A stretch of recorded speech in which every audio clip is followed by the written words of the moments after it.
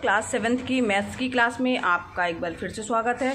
बच्चों, हम पढ़ रहे थे इकाई 5 त्रिभुज अभ्यास 5J जो है हम लोगों ने स्टार्ट कर दिया था और प्रश्न नंबर 4 तक के प्रश्न हम लोग हल कर चुके हैं। आज हमें स्टार्ट करना है 5J का क्वेश्चन नंबर 5 से। तो आइए देखते हैं प्रश्न नंबर 5 क्या है। पांचवा प्रश्न है बच्चों, उपयुक्त आकृति 5.53 यानी ये वाली आकृति में यदि m तथा n क्रम से AB और AC भुजाओं के मध्य बिंदु हों तो ये AB भुजा जो है उसका मध्य बिंदु m दिया हुआ है और AC का मध्य बिंदु n दिया हुआ है। तो भुजा BC और MN का अनुपात ज्ञात करना है। MN और BC का अनुपात हमें ज्ञात करना है। तो इसके लिए बच्चों आइए देखते कैसे हल करेंगे। तो इसके लिए बच्चों सबसे पहले हम सिद्ध करेंगे कि दोनों त्रिभुज क्या हैं, समरूप त्रिभुज हैं। तो समरूप त्रिभुज सिद्ध करने के लिए प्रश्न नंबर 4 जो था सेम वो यही प्रश्न था बच्चों चित्र में। तो उसी तरीके से आपको दोनों त्रिभुज समरूप लिख देना है। तो जैसे हम लोगों ने प्रश्न 4 हल किया था, चूँकि MN समानांतर है BC और संगत कोण क्या है, बराबर होंगे, इसलिए कोण B कोण M 30 डिग्री हो जाएगा। ठीक है, और उसी तरीके से कोण C और कोण N भी बराबर होंगे, वो क्या हो जाएंगे 62 डिग्री के हो जाएंगे। चूँकि संगत कोण बराबर और कोण A जो है, यहाँ पे ध्यान दीजिए बच्चों संगत कोण बराबर है। यहाँ पर एक चीज़ और लिख लीजिएगा कि कोण A बराबर है कोण A जो कि क्या है, उभयनिष्ठ है। दोनों त्रिभुजों में क्या है, उभयनिष्ठ है। तो अब जो चूंकि कोण A के बराबर हो गए यानी आपस में तीनों कोण बराबर हो गए, तो कोण समरूपता से जो है दोनों त्रिभुज क्या हो जाएंगे ना, संगत है। अतः कोण कोण ठीक है, कोण यानी ए एंगल जो है समरूपता की प्रमेय से, समरूपता से त्रिभुज ABC और त्रिभुज MN जो है वो आपस में क्या हो जाएंगे, समरूप हो जाएंगे। इसके बाद क्या करना है बच्चों, चूंकि दोनों त्रिभुज समरूप हैं इसलिए जो उनकी भुजाओं का अनुपात होगा वो क्या होगा, समान होगा। ठीक है, क्योंकि अगर समान कोणिक त्रिभुज है तो दो किन्हीं भी दो संगत भुजाओं का अनुपात जो है वो सदैव क्या होता है, समान होता है, चाहे उनकी माप जो है बच्चों कुछ भी हो। तो उसके अनुसार जो है इसके आगे क्या लिखेंगे, चूँकि समान कोणिक त्रिभुजों की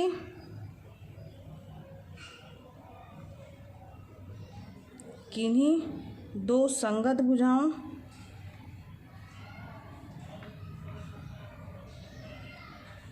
का अनुपात सदैव समान होता है, समान होता है। ठीक है, चाहे उनकी माप कुछ भी हो, ये भी लिख सकते हैं, चाहे उनके माप कुछ भी हो। ठीक, अब अगर अनुपात समान होगा तो इसका मतलब क्या हुआ, BC बटे MN बराबर हो जाएगा AB बटे AM। ठीक, अब जो AB भुजा है बच्चों उसको हम क्या लिख सकते हैं, जो AB भुजा को लिख सकते हैं 2AM, क्योंकि वो मध्य बिंदु दिया हुआ है ना, तो AB की जगह हम 2AM कर देंगे। यहाँ पे लिख दीजिएगा, क्योंकि जो है AB बराबर है क्योंकि ये लिखिए M जो है वो AB का मध्य बिंदु है, का मध्य बिंदु है। ठीक है, तो अब इसकी जगह हमने क्या लिख दिया, AB की जगह 2AM लिख दिया और यहाँ पर AM है ही हमारे पास में, AM से AM कैंसिल हो जाएगा, तो क्या बचेगा हमारे पास में, BC बटे MN बराबर हो जाएगा 2/1 यानी BC अनुपात MN क्या हो जाएगा, 2:1 का अनुपात हो जाएगा। समझ में आ रहा बच्चों? तो ये इसका आंसर हो गया। कौन सा अनुपात होगा, 2:1 का अनुपात होगा। आइए बढ़ते हैं नेक्स्ट प्रश्न की ओर। प्रश्न नंबर 6 है, दो समानांतर रेखाखंड AB और CD खींचिए। ठीक है, A को D से और B को C से मिलाइए। मान लीजिए कि वे एक दूसरे को बिंदु O पर काटती हैं, तो क्या त्रिभुज OAB और त्रिभुज ODC क्या होंगे, समरूप होंगे? तो ये प्रश्न में पूछा गया। आइए देखते हैं इस प्रश्न को कैसे हल करेंगे। यहाँ पर दो समानांतर रेखाखंड दिए हुए हैं, तो हम दो समानांतर रेखाखंड सबसे पहले खींचेंगे। ये मान लीजिए हमने एक ये रेखाखंड खींच दिया है और एक ये दूसरा रेखाखंड हमारा ये हो गया है। ठीक है, अब यहाँ पर हमें क्या दिया हुआ, इसका मान लीजिए हमने नाम दे दिया AB। ठीक, ये AB हो गया और ये हमारा क्या हो गया, C और ये हो गया D। ठीक, अब इसमें दिया हुआ है कि A को D से और B को C से मिलाइए। तो A को हम D से मिला देते हैं बच्चों, समझ में आ रहा है।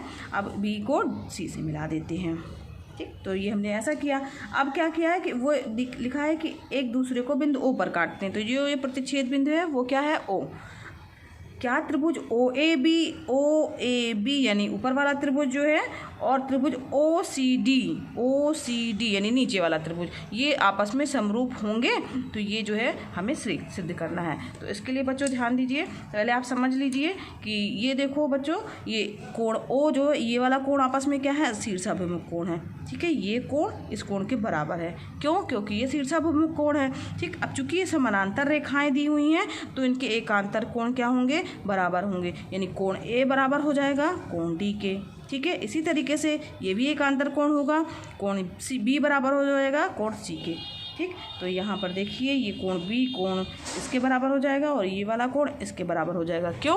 क्योंकि ये एकांतर कोण है और दोनों रेखाएं हमारी क्या है? समानांतर रेखाएं हैं। अगर उनको कोई तिर्यक रेखा काट रही है तो एकांतर कोण बराबर होते हैं। तो बस इसी को लिखना है बच्चों। तो चूँकि ये तीनों कोण आपस में बराबर हो गए तो कोण समरूपता से क्या हो जाएंगे? दोनों त्रिभुज समरूप हो जाएंगे। आइए इसको लिखते हैं। समझ में आ गया ना किस तरीके से समझाया गया है? बस बच्चों इसको इसी तरीके से लिखना है कि दो समानांतर रेखाएं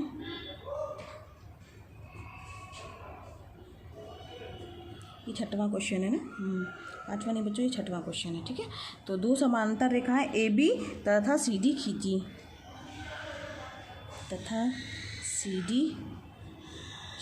ठीक, अब क्या किया फिर उसके बाद में कि जो ये है ए से डी को मिलाया, ए से डी को व बी को सी से मिलाया।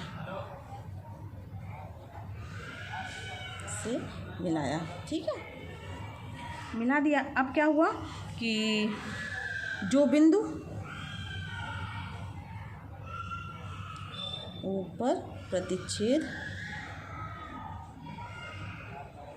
करते हैं। ठीक है, अब इसके बाद त्रिभुज ओ ए बी व त्रिभुज ओ सी डी में, अब इन दोनों त्रिभुज में जो है हम देखेंगे क्या, तो कोण ए ओ बी बराबर है कोण सी ओ डी। क्यों? ये देखिए हमने बताया था आपस में ये क्या है? शीर्षाभिमुख कोण है।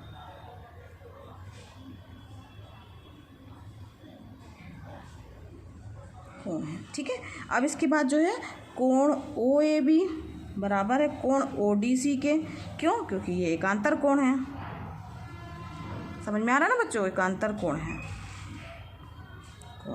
ठीक, इसी तरीके से कोण ओ बी ए बराबर है कोण ओ सी डी के। ये भी क्या है? एकांतर कोण है ना। दो समांतर रेखाएं हैं और उनको कोई तिर्यक रेखा काटती है तो एकांतर कोण क्या होते हैं? आपस में बराबर होते हैं। तो ये दोनों तो इस तरीके से क्या हुआ? अतः एंगल समरूपता से या कोण समरूपता से दोनों त्रिभुज कौन से? त्रिभुज ओ ए बी व त्रिभुज ओ सी डी समरूप होंगे। समझ में भी आ गया होगा बच्चों? समझ में आ गया होगा ना बच्चों आप लोगों को? अब आगे बढ़ते हैं प्रश्न नंबर 7 की ओर। 7वां प्रश्न है बच्चों, क्या आकृति 5.54 में त्रिभुज ए बी सी और त्रिभुज पी आर क्यू समरूप है? अब यहाँ पर देखिए 5.54 आकृति ये बनी हुई है हमारी, तो हमें ये बताना है कि ये दोनों त्रिभुज आपस में समरूप हैं। अगर समरूप है हाँ तो कारण बताना है कि ये आपस में क्यों समरूप है। आइए देखते हैं इसे कैसे हल करेंगे। यहाँ देखिए बच्चों, एक बार समझ लीजिए फिर इसको लिख लेंगे। तो ये दो हमारे पास त्रिभुज दिए हुए हैं और इस तरीके से एक चित्र बनाना है हम लोगों को।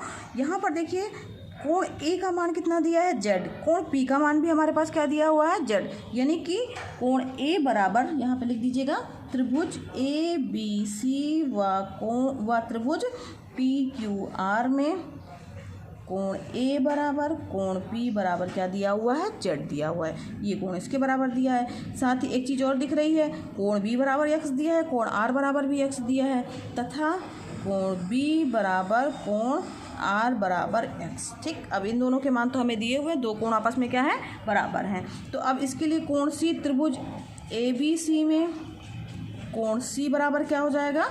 तो त्रिभुज के तीनों कोणों का योग बच्चों कितना होता है? 180 अंश होता है। तो तीसरा कोण अगर हमें ज्ञात करना है बच्चों तो 180 में से इन दोनों कोणों को घटा दिया जाएगा। तो ये बराबर क्या हो जाएगा? 180 अंश माइनस कोण एक्स प्लस जेड। ठीक है, तो ये हमारा कोण सी निकल आएगा। समझ में आ रहा है बच्चों? तीनों कोणों का योग 180 होता है, इसमें से x और z को हमने घटा दिया है, तो ये कोण सी हमारे पास ज्ञात हो गया बच्चों। अब इसी तरीके से त्रिभुज PQR में अब कोण Q बराबर क्या हो जाएगा, तो इस तरीके से इस त्रिभुज में भी बच्चों क्या होगा, तीनों कोणों का योग कितना होता है, 180 अंश होता है। अब 180 अंश होता है तो ये तीसरा कोण हमारा क्या हो जाएगा, 180 माइनस x प्लस z। ठीक है, अब इस दोनों को देखिए आप बच्चों, दोनों सेम आ रहे हैं। कोण सी अतः क्या लिख सकते हैं, कोण सी बराबर कोण Q। अब कोण सी और कोण Q जो है वो आपस में क्या हो गए, बराबर हो गए। ठीक है, तो क्या लिखेंगे, अतः कोण कोण कोण समरूपता, कोण कोण कोण एंगल एंगल एंगल समरूपता से त्रिभुज ABC समरूप हो जाएगा त्रिभुज PQR के। ये सर्वांगसम का चिन्ह लगा दिया बच्चों। समरूप के लिए केवल एक ऐसे निशान होता है, ये नहीं लगेगा। ठीक है, तो ये त्रिभुज ABC समरूप त्रिभुज PQR लिख सकते हैं, या इसको शब्दों में भी लिख सकते हैं। अतः त्रिभुज ABC त्रिभुज PQR के समरूप होगा।